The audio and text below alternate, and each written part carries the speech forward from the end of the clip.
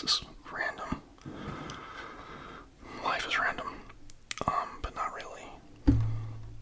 I've been reading the Bhagavad Gita. I don't know if I'm saying that right. It's like a Hindu poem. And I'm reading the translation that was made for Westerners. Because I am a Westerner, and it's I've tried to read, like, books written for just like anybody, but because I was born and grew up in the West, my perception of things is really different than someone that would be born in the East.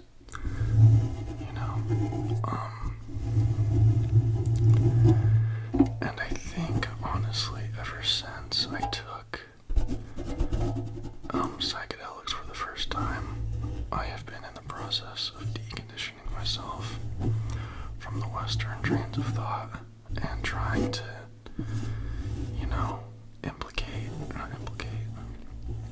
trying to, condition myself in the Eastern, way of thought. I just find it so much more positive and real, like, I don't know, I feel a lot more at home in Eastern schools of thought than Western ones. Even though I was not, I had no one in my life to tell me that, or, none of my parents, or friends, or, teachers, or, I think I remember, I don't know, I remember what my, I've had like a coming back to Christianity, but,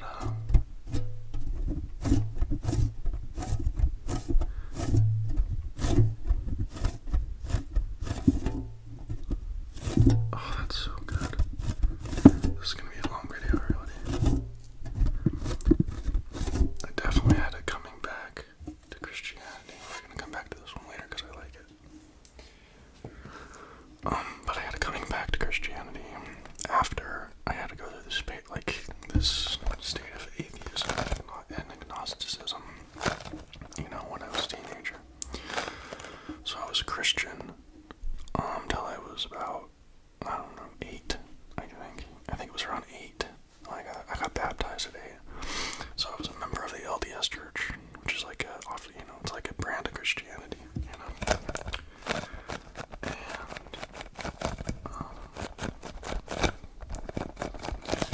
Alright, I was 8 when I got baptized, or 9. And it was a few years later, I was like, this doesn't make sense. Like,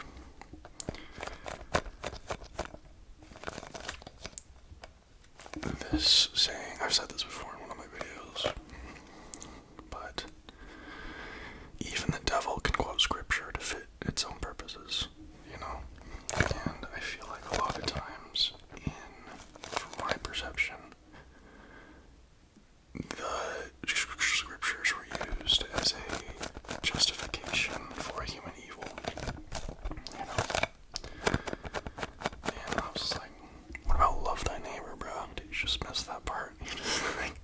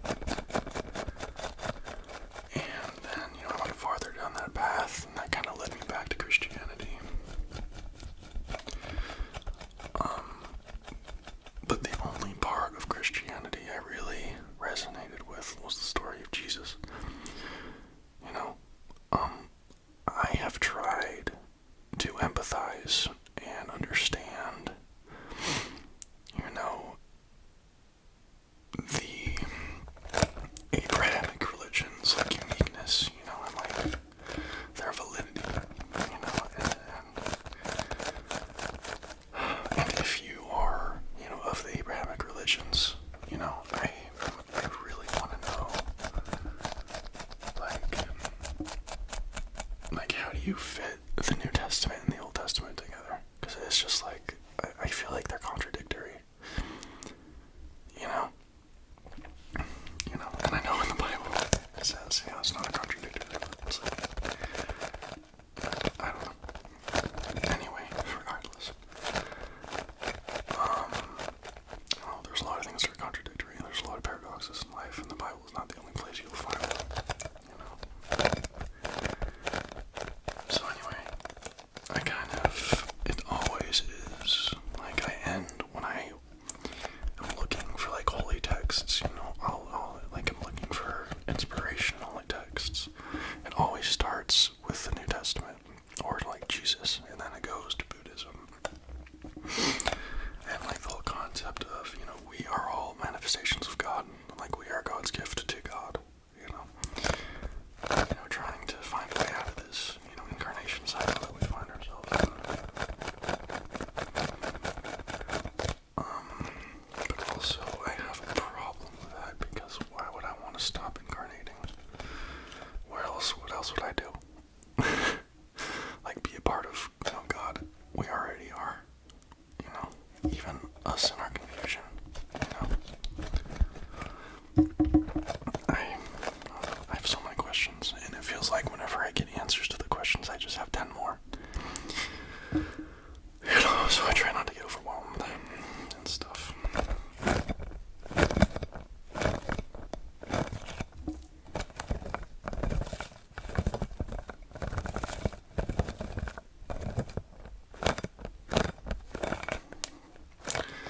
Anyway, my journey recently has led me to the Bhagavad Gita, if I'm saying that right. It's a poem. It's a Hindu poem. I'm only, like, I don't know. I was talking about how it's like a Westerner's translation, like where they, like, I don't know, like, it is so hard for me to explain what I'm trying to elaborate on right now.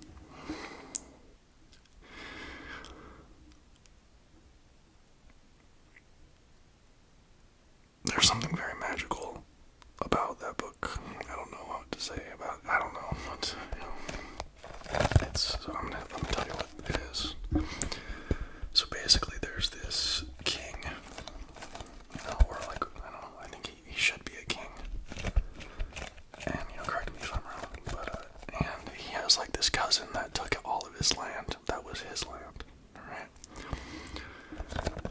So now, the warrior prince that should be king has like amassed an army, that like kind of represent the good, and his cousin represents like the evil,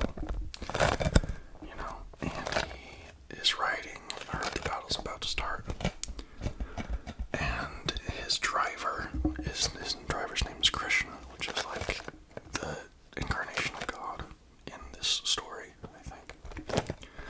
But I'll get into it. So, Krishna is the prince's like chariot driver. So Krishna's in the back, he has a bow and arrow, and Krishna's in the front, like driving the horses,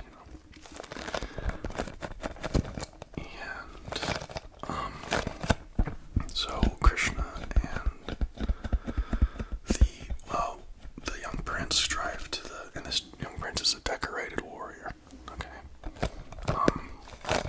They drive to the middle of the field, and he looks at the opposition, the forces representing like greed and evil, and he sees his like teachers that, taught him how to shoot a bow and arrow and taught him philosophy and all that stuff, and he breaks down, he says, I can't slaughter my family, even if I win, I lose, then I'm a killer of my old, teachers and my family members, and I don't want to kill my cousin, and, if I win, I lose, he says, and if I lose, I lose, And then Krishna basically goes, does like a series of stories explaining why he needs to fight, and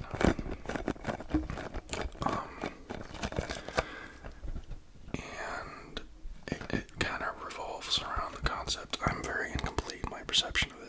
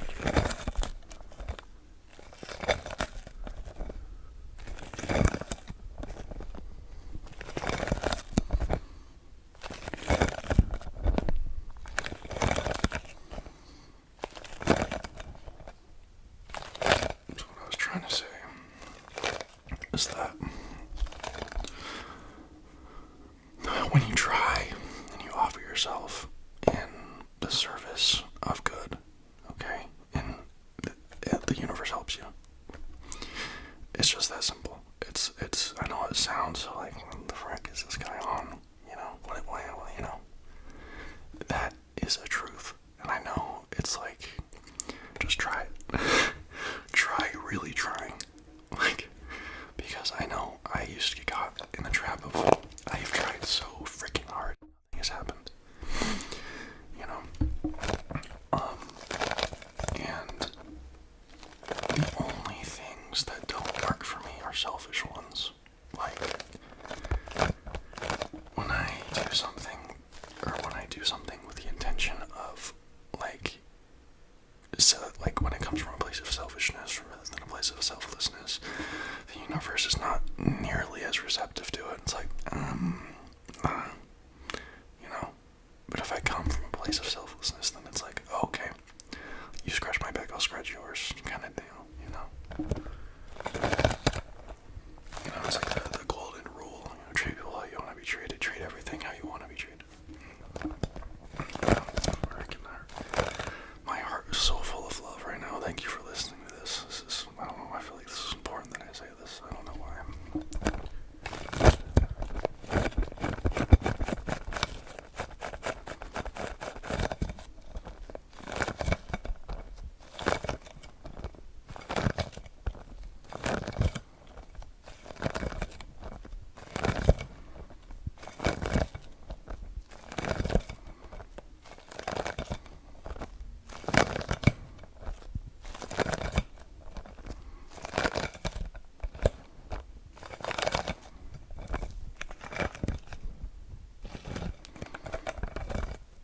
I have so many more sugars.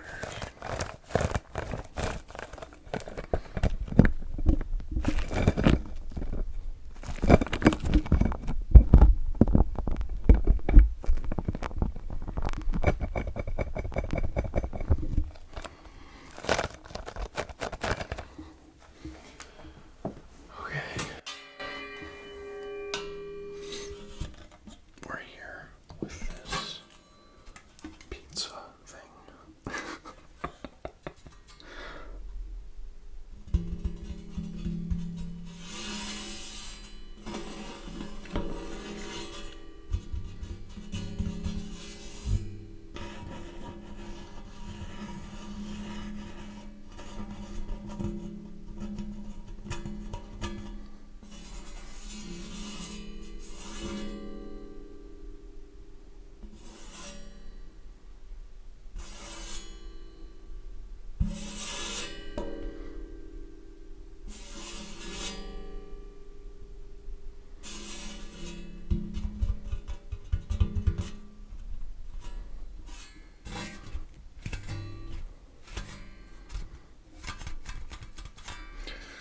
That is inconvenient to make sugars with tingles with, so I'm not going to use that. Oh.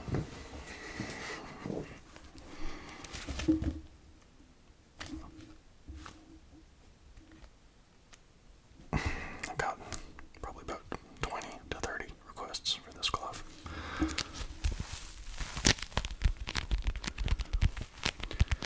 And it's easy to see why. Oh, that's so fucking good.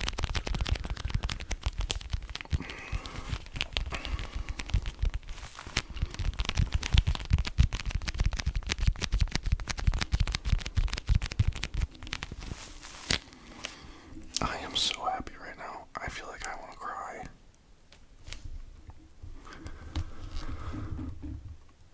I think what I'm feeling right now is the joy that I'm not depressed anymore. You know? Depression sucks so bad. But I think it's an important step on the road to truth, you know? Because I think there's a lot of like positivity today, you know? Like when I was depressed and I would look for positive, you know? Sometimes I would like look at other people and be like, oh, their positivity is bullshit. Like they're just lying to themselves. And to me, it was more important to be honest than to be happy, you know? But the pursuit of truth, you know, it tears down your, you know, everything. So you'll go through a period of, oh my God, what the, you know? But then, you know,